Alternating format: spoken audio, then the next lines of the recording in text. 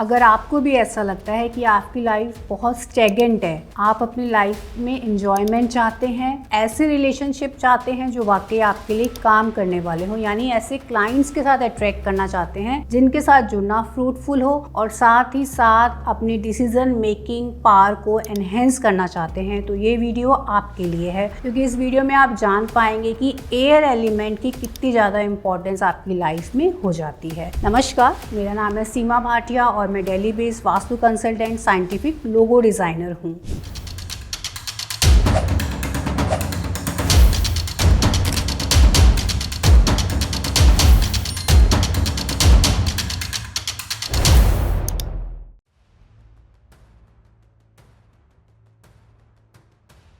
हम बात करेंगे आज एयर एलिमेंट के बारे में, लेकिन इससे पहले मैं आप सभी से रिक्वेस्ट करना चाहूँगी कि आप चैनल के सपोर्ट के लिए चैनल को सब्सक्राइब कीजिए, लाइक कीजिए, वीडियोस को शेयर कीजिए। हम बात कर रहे हैं एयर एलिमेंट के बारे में। एयर एलिमेंट में कौन सी 3 दिशाएं आती हैं? सबसे पहले है ईस्ट ऑफ नॉर्थ ईस्ट की डायरेक्शन, ईस्ट की डायरेक्शन और ईस्ट ऑफ साउथ ईस्ट की डायरेक्शन। ये तीनों डायरेक्शंस मिलके ईस्ट का यानी कि एयर एलिमेंट को क्रिएट करती हैं। अब अगर आप अपनी लाइफ में इन एट्रीब्यूट्स को अपनाना चाहते हैं, एनहेंस करना चाहते हैं, तो आपको पता होना चाहिए इन दिशाओं के कलर क्या हैं, शेप क्या है, यहाँ का पेरेंट एलिमेंट क्या है, यहाँ का चाइल्ड एलिमेंट क्या है। साथ ही साथ हम स्पेशल रेमेडी जानेंगे और जानेंगे कि क्या एयर एलिमेंट आपके प्रोफेशन से रिलेटेड है या नहीं। हम सबसे पहले बात करें कलर की। ईस्ट की दिशाओं में कलर ग्रीन होना चाहिए या फिर वुडी ब्राउन, जो पेड़ का कलर होता है,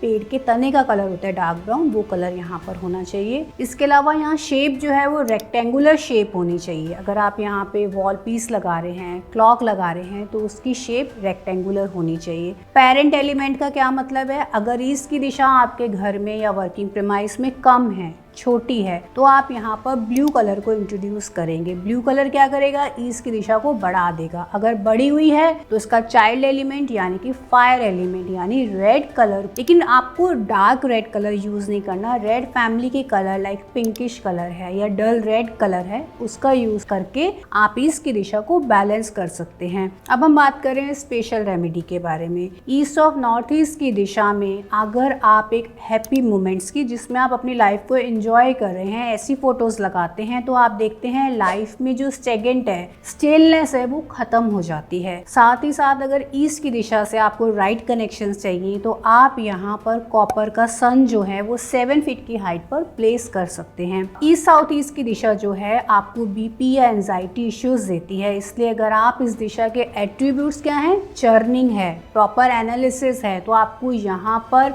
मिक्सर या ग्राइंडर जिनमें भी चर्निंग की एक्टिविटी है या वॉशिंग मशीन ESC में रखनी चाहिए।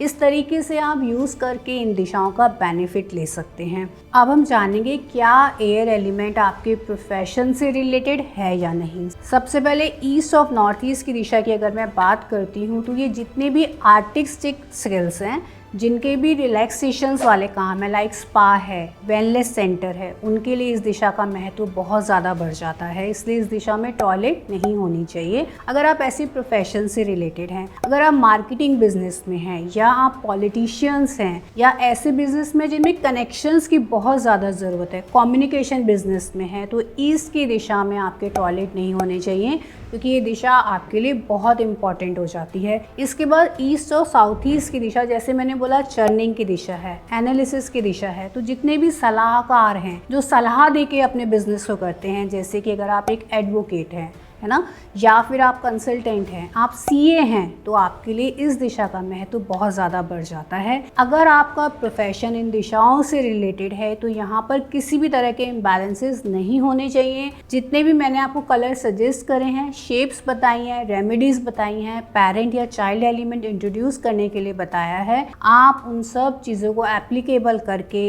एयर एलिमेंट को बूस्ट करके अपनी लाइफ में जो ग्रोथ है वो 10x तक कर सकते हैं। अगर आज की वीडियो आपको पसंद आई है तो चैनल को जरूर सब्सक्राइब कीजिए, वीडियो को लाइक कीजिए और शेयर कीजिए। Thank you for your time.